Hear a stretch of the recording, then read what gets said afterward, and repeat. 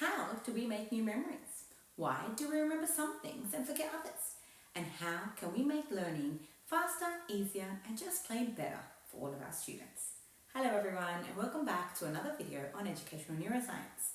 My name is Shabanam Buksh, and I've been teaching for nearly 17 years and studying how we can learn according to the science of the brain for over a decade now. Today's topic is something that impacts every student, every day. That's learning and memory. We're going to unpack how memory works and why some things stick and others don't, and what we can do as educators to better support our students in retaining what they learn. Learning, after all, is simply a change in long-term memory. First, let's have a look at this little 3D model of the brain. Do you know where your memories are stored in your brain? Interestingly, there is not one exact place in the brain where all of our memories are stored. Instead, memories can be found all over the cerebral cortex, which is this outer layer of the brain. We also seem to have two distinct types of memories. They are explicit memories and implicit memories. Explicit memories are also known as declarative memories. These are things that have happened to you, or stories that you could retell.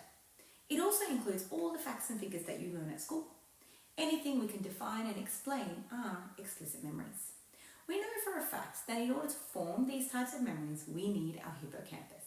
And if someone damages their hippocampus, they are unable to form new explicit memories, however, won't lose the ones they already have. Interestingly though, the hippocampus does not have much to do with implicit memories. These types of memories we have learned are formed using different parts of our brain, namely the basal ganglia and the cerebellum. Implicit memories are more procedural and to do with skills and actions, more practical, and involve motor control, like knowing how to ride a bike.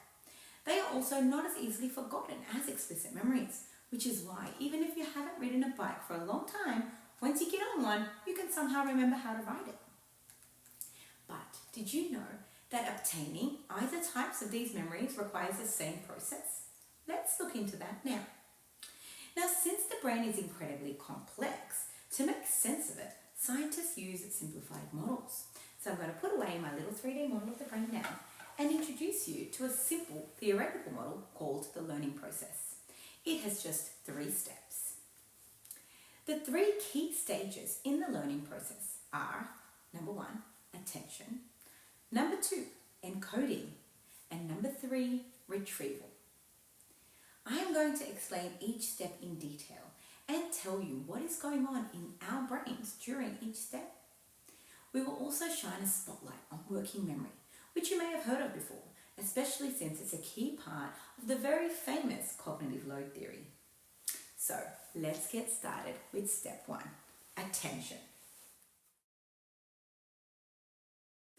Before anything can be remembered, it has to be noticed. That's where attention comes in. The brain is bombarded with sensory input every single second. Visual signals, sounds, even smells. And our sensory memory temporarily holds all of this information, but it only lasts for a few milliseconds, unless we choose to focus on something among all of those signals. Just imagine a typical classroom and how many distractions there are all around for our students to filter out. They might be sitting in your classroom, but mentally elsewhere. They're hearing you, but are they really processing what you're saying?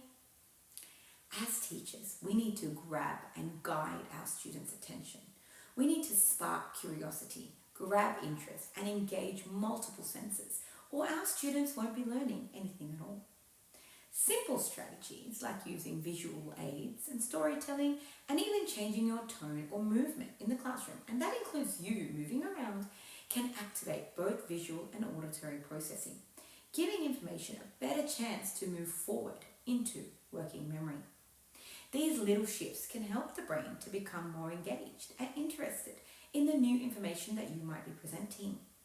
Another tip is to use engagement norms when explicitly teaching to further actively involve your students so they are not just passively sitting in your lessons. Using tried and true strategies such as choral responses, track with me, read with me, or even using mini whiteboards to gain immediate responses to questions can help to maintain attention and focus during a lesson. Okay, So you've got their attention. What's next? This next step is probably the most commonly known step of learning. Once we have our students' attention, the brain moves into something called encoding.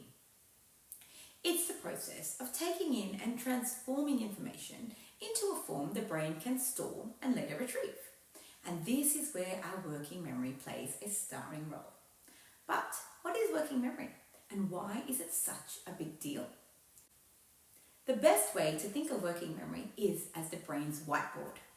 Temporary, small, but incredibly powerful.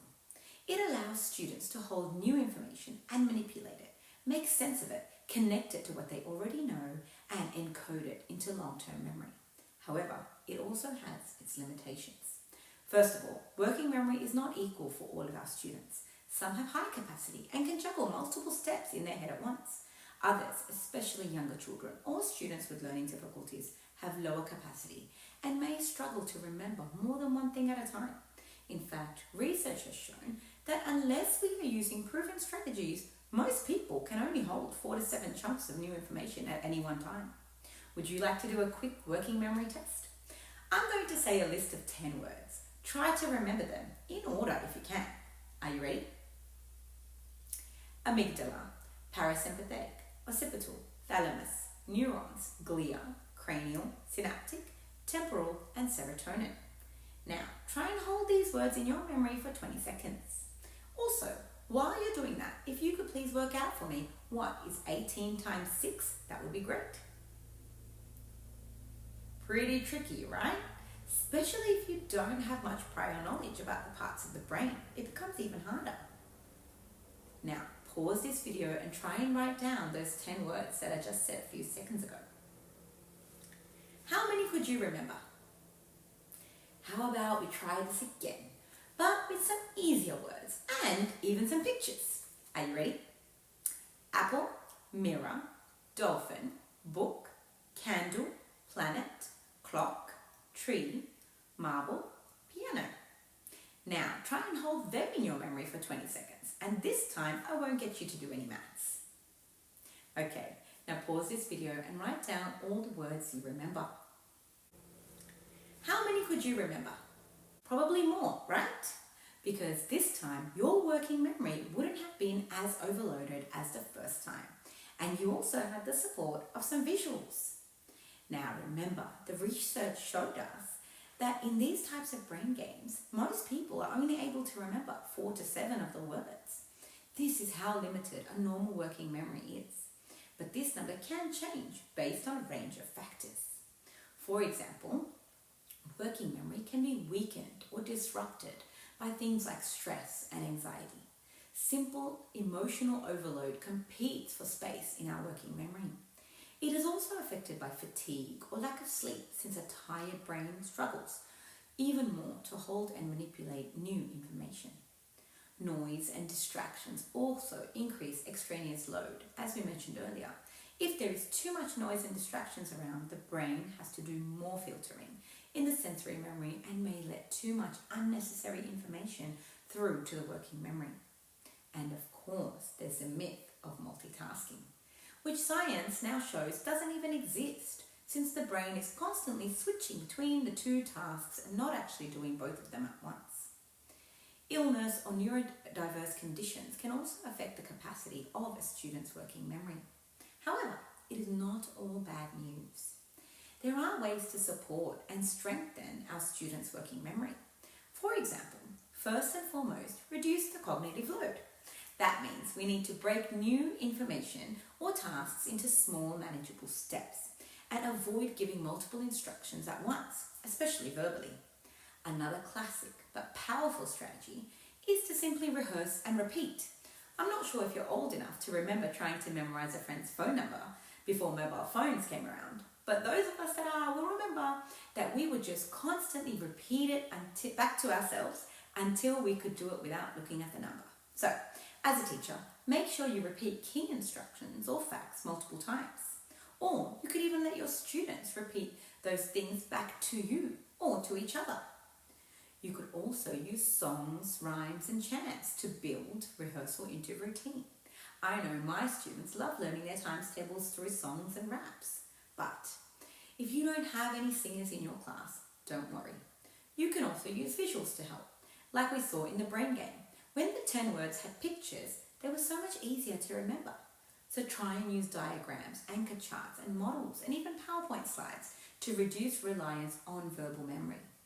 Another great way to lighten the load on working memory is finding ways to explicitly link new knowledge to prior knowledge, as this will engage the long-term memory and provide opportunity for processing, and the brain will be able to do its thing of making connections between new knowledge and the known knowledge. And this is when learning happens. Biologically, this step involves synaptic plasticity, the creation and strengthening of connections between neurons. When we learn something new, neurons in the brain fire and form connections. These connections are called synapses. The more frequently we activate them, the stronger they become. As the saying goes, neurons that fire together, wire together. This brings us neatly to our final and third step in the learning process, and that is retrieval. You might think learning ends once a student understands something, but real learning is only solidified when that information can be retrieved later. Retrieval is the act of bringing information back into the consciousness, and it's a game changer. It doesn't just show that learning has happened, it helps learning stick. Every time students pull information from memory, the neural pathway strengthens. Think of it like a hiking trail. The more it's walked, the clearer it becomes. And if a student regularly revisits a concept, the brain gets the message, this is important. The synaptic connection strengthens, but if it's never used again, the brain may prune that connection away, just like trimming of a tree. Although long-term memory, unlike working memory, is actually limitless, every connection in our brain uses energy. And in order to conserve energy, our brain is so smart that it decides to forget things it deems unnecessary. That's why regular revision, low-stakes quizzes, and activities like brain dumps are so important. Active recall, getting students to generate the information rather than just review it, is the most powerful strategy we can use to cement learning into our long-term memory. So keep asking your students, what did we learn yesterday? To help the brain retrieve and reinforce all that learning. Understanding how memory works isn't just for neuroscientists, it's for us, the educators, leaders, and mentors guiding students every day. By focusing on attention, encoding, and retrieval, and understanding the brain's biology and behavior, we can teach in ways that align with how the brain actually learns, and not just how we think it does. This is what educational neuroscience is all about, bridging that gap between research and practice. And I'm so excited to continue exploring this with you as we transform our classrooms one brain at a time. Thank you for watching, and don't forget to share this with a colleague who's just as passionate about the brain as we are. Try that memory game with your students or even your fellow teachers. It might just transform how you plan, teach, and assess to better support your students' working memories. Thank you for watching.